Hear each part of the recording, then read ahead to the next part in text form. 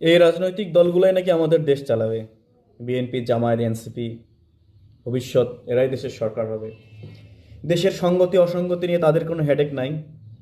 কালকে সহকারী শিক্ষক, প্রাইমারি সহকারী শিক্ষক নিয়োগ হলো, নিয়োগ পরীক্ষা হলো। সেই পরীক্ষায় যে পরিমাণ জালিয়াতি, যে পরিমাণ দুর্নীতি, যে পরিমাণ প্রশ্ন ফাঁস হলো, এটা নিয়ে তাদের কোনো হেডেক নাই।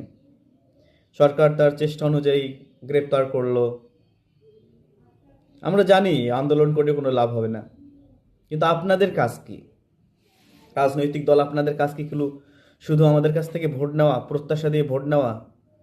আপনারা কি এটার প্রতিবাদ করতে পারেন না? আপনারা আবার কোন মুখ নিয়ে ভোট দিতে আসবেন?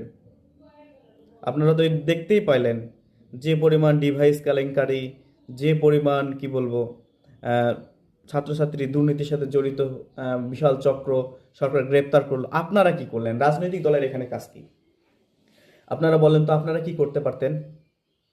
আপনারা আসলেও তো এই জিনিসগুলো ঘটবে, তখন আপনারা কি ব্যবস্থা নেবেন? আপনারা তো সেই নিয়ে একবার রাস্তায় এসে দাঁড়ালেন না।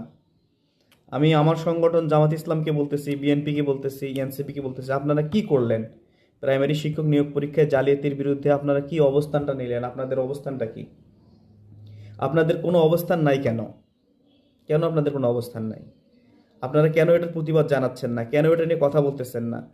আজ যারা পড়ে, লেখাপড়া করে পরীক্ষা দিয়েছে, তারা তো 90 নম্বর হয়তো কেউ পাবে, কেউ পাবে না, 10 জন পাবে। কিন্তু যারা কোশ্চিন ফাঁস হয়, আমার আমার হলেও এরকম হয়েছে যে একটা ছেলে সবগুলো কোশ্চিন একটা বাদ দিয়ে সবগুলো দাগায় আসছে। সারাক্ষণ বসেছিল, হঠাৎ করে দাগা শুরু করে দিল। শুধু আমারটাই তো বিষয় না। যাই হোক, আমারটা তো অথেন্টিক হইতে পারে, এটা সাসপিসিয়াস, কিন্তু অনেকগুলো তো গ্রেপ্তার হয়েছে। আপনারা তো বুঝতে পারছেন, এভাবে শিক্ষা ব্যবস্থাকে ধ্বংস করলে তো একটা এমনিতেই একটা জাতি ধ্বংস হয়ে যাবে। ধরা না পড়লে এই লোকগুলো আবার মেধাবী হয়ে আমাদের সামনে জ্ঞান দিত। যোগ বিয়োগ ঠিক পারে না এই লোক, এরকম লোকও আমি স্কুল কলেজ মাদ্রাসায় চাকরি করতে দেখি। কিন্তু অনেক মেধাবীরা পিছিয়ে পড়ে যায়। কি বলবো? রাজনৈতিকভাবে আপনাদের কোনো প্রতিক্রিয়া নাই, কিন্তু ভোট চাওয়ার সময় আপনারা আসবেন।